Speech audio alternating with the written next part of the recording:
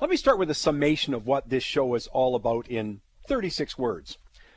It's the age of consequences, the demise of the welfare state, declining confidence in government, and the impact that all of these trends have on your personal finances, including currencies, stocks, bonds, real estate, food prices, travel costs. That's about it. If you want to know what's going on, there are no trends more important to understand that have a bigger impact on your personal finances. But those are difficult themes for the vast majority of the public, the political establishment, organized labor, big business, the mainstream media to grasp. I mean, it's upsetting to think that the status quo is crumbling. No matter though, they're happening anyways.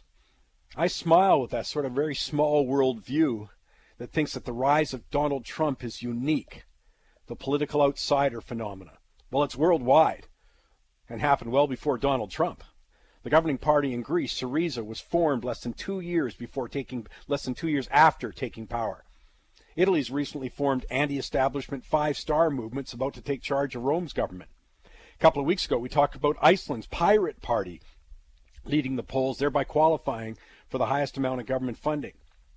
The big news hitting the markets on Friday was the latest poll out of the UK showing that the Brexit now leads the Euro crowd by 10%.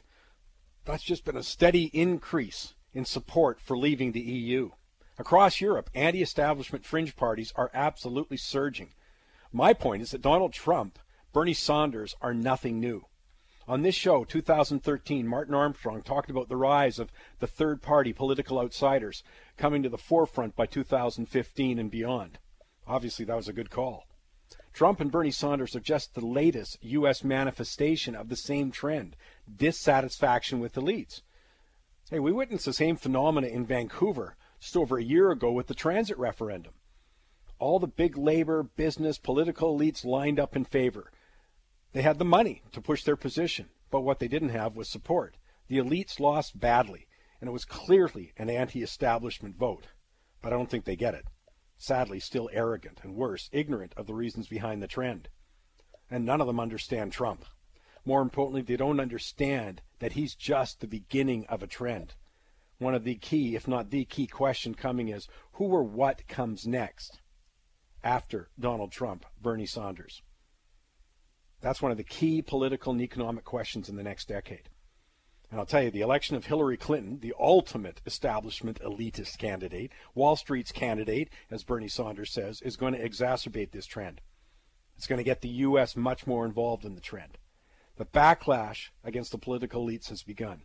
More accurately, in the methodology I use, it's a reversal. It's taken place. And the trend is going to be propelled by a litany of broken promises by the welfare state, starting with unfunded public sector pensions, compounded by major debt problems. There's no getting away from it. When you talk about unfunded pensions, there's only three choices. Either retirees will see their benefits slashed, retirement age will be raised, or taxpayers will be forced to pay more tax just to top up public sector pensions when they can't afford to contribute to their own retirement. That spells trouble. It's already happening in Detroit, Chicago, Puerto Rico, Atlantic City, Stockton. Unfortunately for Canadians, very fortunately, our Canada pension plan is stable, but that's not the case in the States with Social Security. The math just doesn't add up there, and changes will be made, and they are going to be greeted with anger. But anger's nothing new. We've seen anger with the establishment already manifest with race-motivated violence in Ferguson, Missouri, Baltimore, Maryland, the Oakland riots in '09 over the killing of black youths. You know, there's 95 million permanently unemployed Americans, millions of them disenfranchised young people, impoverished older people, people who lost their jobs due to technological substitution. They don't even exist in the consciousness of the Washington elites. I don't see anyone in the mainstream media. I've even got a lot of friends in academia and the economic side who just don't get this trend. Nobody in politics or the educational establishment understand it, yet they all contribute to it by fostering unrealistic sets of expectations for government. Free lunch, unrealistic job creation promises, the trend away from individual responsibility in favor of the elitists in government. The inevitable disappointment follows. The disenchantment grows. My God, just look at Europe right now. People who think politics first just don't get this. And judging by some of my emails, they're furious I bring it up. Challenging their political heroes. How dare I? It doesn't matter. Your political heroes aren't going to change demographics, compound interest on public debt. They aren't going to stop the deflation. None of it's happened. Sadly, in their search for control, they're going to actually make matters worse. The absurdity of raising taxes to improve economic growth in zero growth environments is absolutely absurd, and yet we're seeing it. I say, welcome to the age of consequences. Capital moves all around the world in search of safety, safe from corruption, cronyism, incompetence, financial mayhem. And presto, it's localized the impact. Look at the mid to upper end of Vancouver's real estate market. Collectibles go through the roof. Look at some of the sales of art.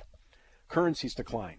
The U.S. dollar becomes a safe haven. Central banks push interest rates to record lows, killing savers and pensions. Trump and Hillary were predictable. They both confirm and exacerbate the trend of disenchantment with government. They will start, whichever wins, their term with the highest disapproval ratings in history. The divisions within the country will only exacerbate. The question, and this is the big one that we'll be dealing with every day, what happens when confidence in the U.S. government erodes? Where does capital move then? That's why this trend is absolutely key to every one of the financial issues I alluded to at the top. Donald Trump, are you kidding? That guy's just the opening act.